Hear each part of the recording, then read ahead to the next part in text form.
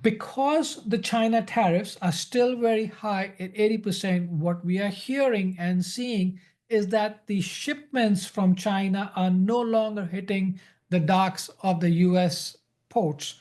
Why? Because there's this battle about who's going to pay for the tariffs, what are the tariffs going to be, and who's going to be why make an expense now if you can postpone it. All of that purchase that was going to happen this quarter has kind of happened in anticipation. You'll see the numbers, they're very strong. Anecdotally, we've heard everyone's got their inventories at a high level in anticipation of this tariffs. So this again could be a one-time event that passes by.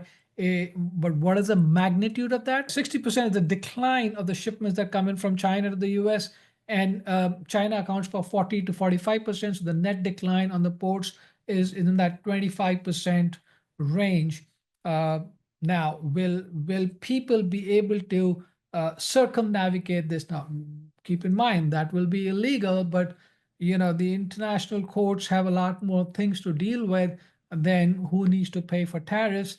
And even when the embargoes on Russia and Russian oil was done, people were smart enough to figure out how to get around it, if you may. Russian economy is not hurting because they can't export oil. It's hurting because they're investing a lot in the war and for other reasons. So how much will this really impact inbound supply? Don't know. Today it is hurting, and many of the smaller retailers are feeling that pinch a lot more. The general understanding in the market is that all of this has to clear out before the shipments for the holiday season come in. Because remember, it's Black Friday. Black Friday is the day when all these retailers start making profit. If inventories are not there by Black Friday, if those orders have not gone in, that would really hit the economy pretty hard.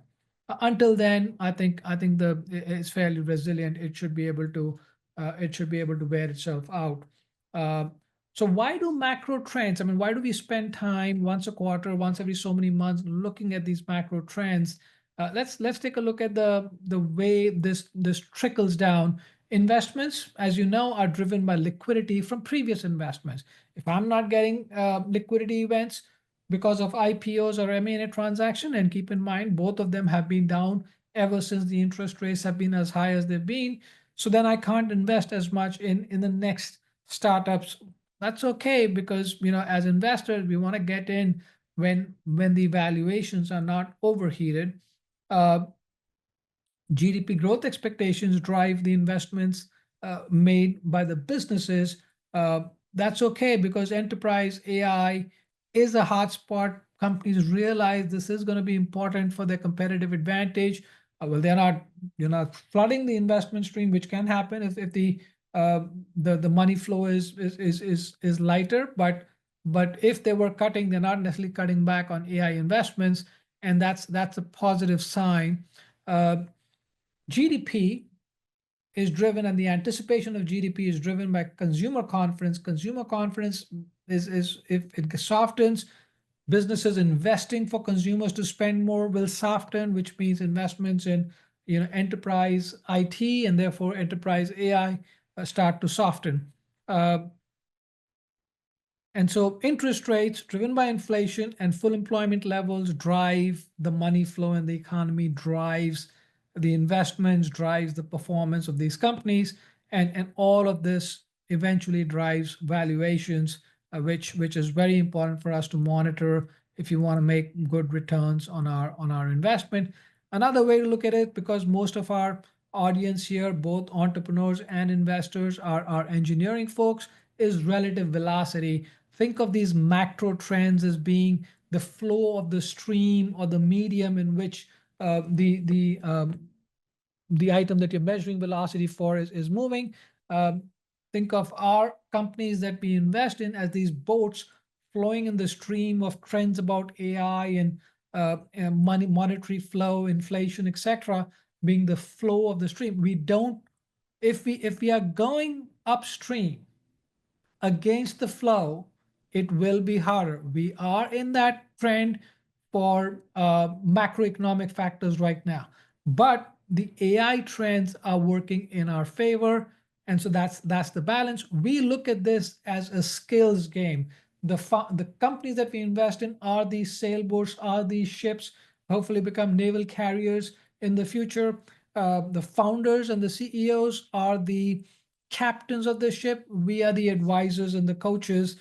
We'll take a company building approach as opposed to the horse versus jockey, which is more of a gambling or a betting playbook. And there's a little bit of that you have to account for the uncertainties and things that you can't control and predict, but that does not make it a gambling game in our view of the world. Uh, in enterprise AI, what are the key highlights that are happening? We're hearing that 30% of the code at large AI infrastructure technology leaders is AI generated now. These are the Microsofts and NVIDIA of the world. They're expecting a lot of business to come in because of AI. So they have to almost say, yes, we are using AI. And the first place being the coding part. How much of that is a marketing tagline? What the reality is, we don't know, but the trend is very clear. Anecdotally, we are hearing 30% plus is actually being generated with AI. The measurable, predictable ROI cases are starting to emerge now. The headline that came out this week was from IBM, and IBM, being a leading provider of AI solutions, did announce that many of their HR admin processes are all being driven by AI. No longer are there many human jobs in those admin roles, and those jobs have all been they were either already outsourced to a third party BPO, and those that were in-house have been transferred into other departments. We've heard that also in a lot of call center, support center environments, that the number of jobs there are declining, but the number of voice calls, interestingly, are going up because it's easier to talk to AI on voice than it is to type things out clearly. The cost of AI tools in services engagements. Now, remember, the vision is that AI is going to disrupt every service offering, whether it's consulting, investment banking, research, software development services. Each one of these services is going to get massively disrupted with enterprise AI solutions. And what is happening is that the cost of AI tools is starting to show up and is being accepted as part of the time and materials engagement services that these services companies provide to their clients. Clients are almost asking for that level of higher performance and productivity improvement, but it's a line item expense today that looks like 1% of the total consulting engagement. If it's $1 million engagement, $10,000 is the cost of AI tools. That's becoming very widely acceptable now, where the AI provides needle moving advantages as far as the business value proposition goes. The ability for the companies to pay more is higher, but those are the things that we are working on. In our business itself, the analysts and the associates who would use a lot of tools are using a lot of AI tools. So that is becoming part of the day-to-day work stream. Let's dig into the financial numbers. The core PCE, as we discussed, there was a little bump here in Feb, as you'll see, if you can see my mouse. But then, it's been 2.6% almost since May, fairly flatline, which is good. What is not good, it's not at the 2%.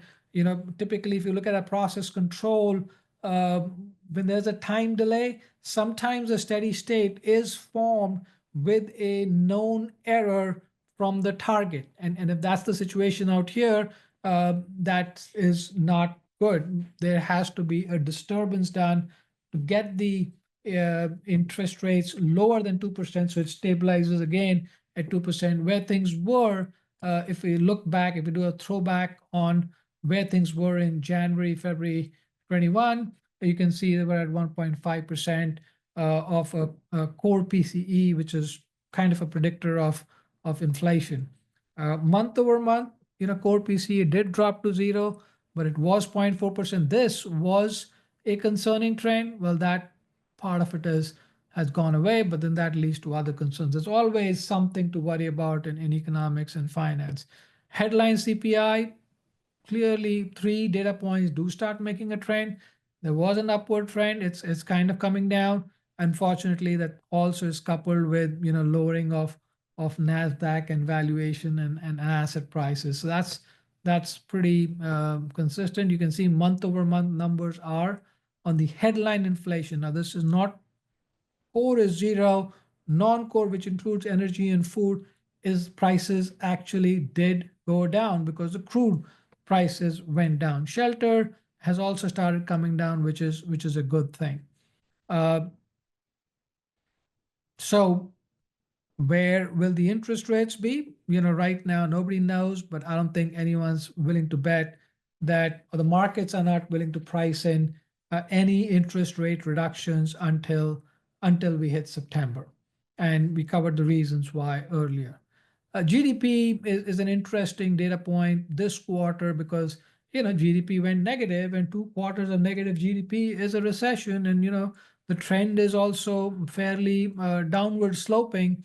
However, when we peel through that further and you break down GDP of its core components, you'll find that the imports really went way high, and this has become a 40% increase in the number of imports in 1 quarter, correlated with the fact that the Trump is planning to increase tariffs, and everyone in the households that I know of is buying their electronics in advance and supplies in advance, and I've heard stories of toilet papers being stocked up, etc.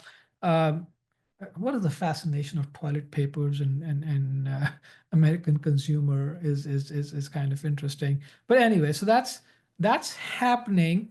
Uh, and that's going to reverse the next quarter is what we anticipate. What's interesting is that the investments has also gone down. Some of that is inventory, but when we look through the numbers, it's actually heavy equipment, and that could also be tariffs related.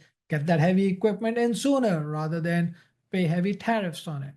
Uh, and this is the data that kind of brings it all together. Our interest rates came down, our valuations went up, interest rates have been flat, and now with all the tariffs and the uncertainty around maybe is this going to lead to recession, your valuations have dropped down at 8.1 times. That is for the SAS index that we track, or 4.5% for the Nasdaq. This is the revenue multiple. It's back to where things were in that Q1, Q2 of 2024. So the whole second half of the year lift, and whether you call this a Trump bump, it's all gone.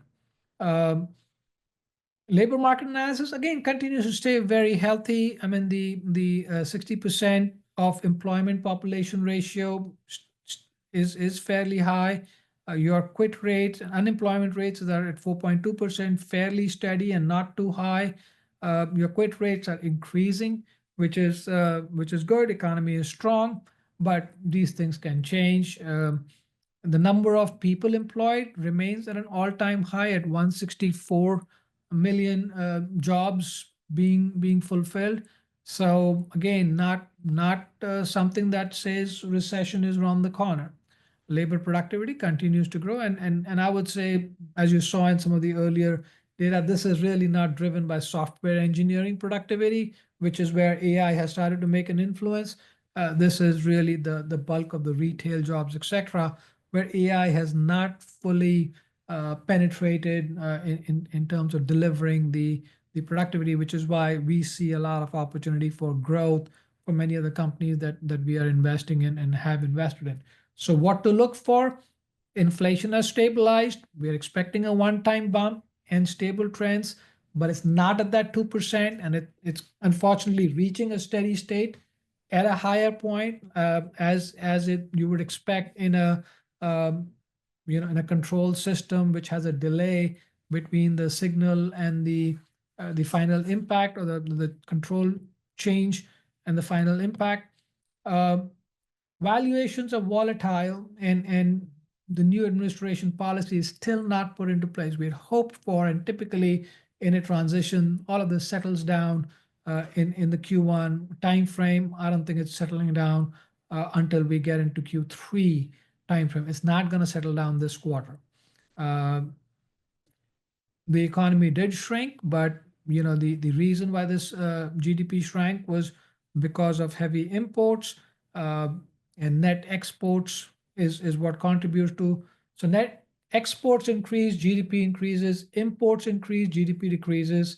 Uh, Hopefully next quarter we have lower level of imports, and so the trade deficit looks better. Trump claims a victory lap, and we can get back to running our businesses and making our investments.